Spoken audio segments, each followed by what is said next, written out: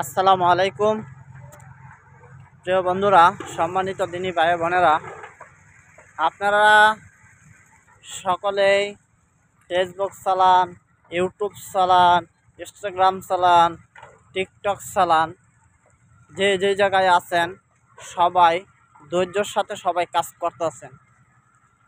দেখেন, আপনি যেটাই চালান তাদের নিয়ম অনুযায়ী ও তাদের যে গাইডলাইনগুলো আছে এটা অনুযায়ী আপনার চালাইতে হবে, না হলে আপনি এই জায়গাতে কখনো সফলতা কোনো জায়গাতেই পাবেন না।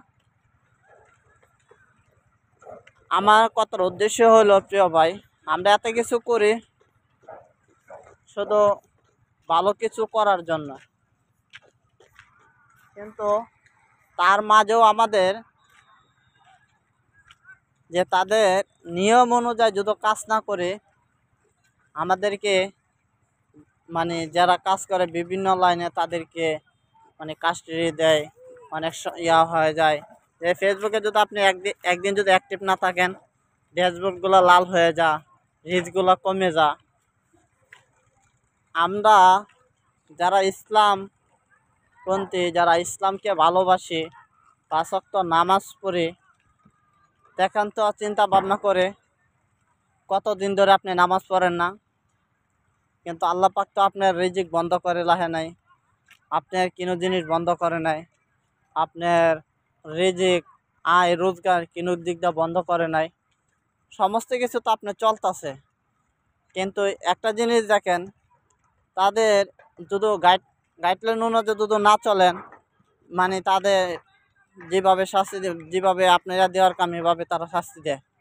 কিন্তু আমরা তো অনেকেই ঠিক মতো 5 ওয়াক্ত নামাজ পড়ি না।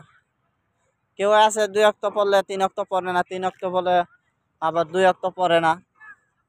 যে আমি বলবো, প্রিয় ভাই, যে আমাদের ইসলাম কতটুকু আমরা জানি, আমরা যতটুকু জানি এতটুকু উপরে আমল করা, তারপরে যত না জানি এটি আমাদের জানা, এটার নামই ইসলাম। আমরা অনেক কিছু জানি না, অনেক কিছু বুঝি না, আবার দেখা গেছে আমরা অনেক কিছু জানার সত্ত্বেও এটির উপরে আমরা আমল করতে পারি না। কেন জানেন? শুধু এগুলো আমাদের ব্যর্থ। হয়তো বলতে পারেন শয়তানের ধোঁকা, এটা সেটা না ভাই, আমি এটা বলবো না। এটা শুধু নিজের অলসতা। শয়তান তো ধোঁকায় ফালাবে, নিজের সবচেয়ে বড় অলসতা নিজেদের, যে নিজে ঠিক মতন আমল করতে পারি না। আমি বলবো, প্রিয় ভাইরা, আপনার সবসময় আল্লাহ তাআলার ইবাদতগুলো করে যান, আল্লাহ তাআলা এর চেয়ে সুখ শান্তি পেয়ে যাবেন। সকলে ভালো থাকবেন। আল্লাহ হাফেজ।